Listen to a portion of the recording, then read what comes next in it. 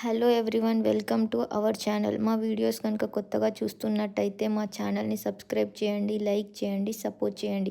ఇక ఈ వీడియోలోకి వచ్చేస్తే ఏంటి పిల్లలు పేరెంట్స్ అందరూ ఇలా నైట్ టైం తిరుగుతున్నారు రోడ్డు మీద అనుకుంటున్నారా? ఏం లేదండి, ఈరోజు సెయింట్ మార్టిన్ సెలబ్రేట్ చేసుకుంటున్నాము.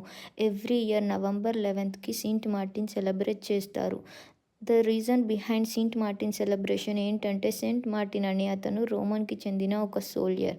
తను చాలా kind hearted and helping nature ఉన్న పర్సన్. ఒకరోజు పీక్ వింటర్లో తను తన గుర్రంపై ఒక స్ట్రీట్లో వెళ్తూ ఉండగా ఒక పూర్ బెగ్గర్ చలికి వణుకుతూ ఉండడం చూస్తాడు.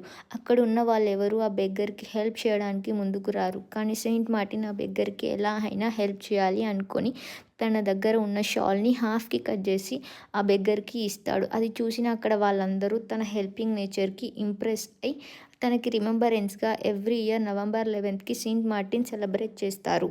ఆ రోజు ఈవినింగ్ పిల్లలందరూ ఇలా లైట్స్ పట్టుకొని ఎవరింటికైతే లైట్ ఆన్ చేసి ఉంటుందో ఆ ఇంటికి వెళ్ళి డోర్ నాక్ చేసి సెయింట్ మార్టిన్కి సంబంధించిన సాంగ్స్ పాడతారు. ఇన్ రిటర్న్ వాళ్ళు హ్యాపీగా ఫీల్ అయి పిల్లలకి చాక్లెట్స్, క్యాండీస్, ఫ్రూట్స్ ఇస్తారు.